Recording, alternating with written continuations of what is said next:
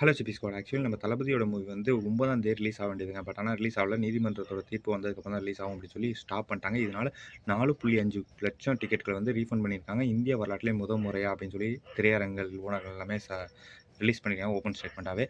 But ஆனா இன்னைக்கு பராசக்தி வந்து பராசக்தி வரைக்குமே நேத்து வந்து குடுக்கலங்க. என்னது சென்சார் சர்டிஃபிகேட். பட் ஆனா சென்சார் சர்டிஃபிகேட் வாங்கி பராசக்தி மூவி ரிலீஸ் ஆயிடுச்சு. இன்னைக்கு முட்டி மோதி வாங்கிட்டாங்க. பட் ஆனா நம்ம தளபதியோட மூவிக்கு வந்து 21ஆம் தேதி வரைக்கும் கோர்ட் தீர்ப்பு வழங்குனதுக்கு அப்புறம் தான் ரிலீஸ் ஆகும் அப்படின்னு சொல்லியிருக்காங்க. ஆனா 21ஆம் தேதி கன்ஃபார்மா ரிலீஸ் ஆகும் அப்படின்றத படத்தரப்புலேருந்து எதுவுமே யாருமே சொல்லலைங்க. பட் ஆனா 21ஆம் தேதி தான் தெரிய போகுது என்னைக்கு ரிலீஸ் ஆகும் அப்படின்றதே. அண்ட் உங்களில் எத்தனை பேர் தளபதி மூவிக்காக வெயிட் பண்ணுறீங்க அப்படின்னு சொல்லி மறக்காம எங்களுக்கு கமெண்ட் லீவ் பண்ணுங்க. அண்ட் சிவகார்த்திகேயன் மூவிக்கு யார் யாரெல்லாம் போயிருக்கீங்க அப்படின்றதையும் கமெண்ட் லீவ் பண்ணுங்க. அண்ட் உங்களில் எவ்வளோ பேர் ஏமாற்றத்தை சந்திச்சிருக்கீங்க அதனால அப்படின்றதுக்கு சொல்லுங்க. அண்ட் இது வந்து தொடர்ந்து அண்ணனோட படம் வந்து ரெக்கார்டை பிரேக் பண்ணிட்டு தான் இருக்குது. தொடர்ந்து ஒவ்வொரு படத்துக்கும் ஒவ்வொரு ஸ்ட்ரகிள் வந்துட்டு தான் இருக்குது. பட் ஆனால் இந்த அளவுக்கு ஸ்ட்ரகிள் வரும் அப்படின்றது யாருமே எதிர்பார்க்கல. கண்டிப்பாக அட்லீஸ்ட் ஒரு 2 நாளில் படம் ரிலீஸ் ஆகிடும் அப்படின்றத தான் எதிர்பார்த்தோம்.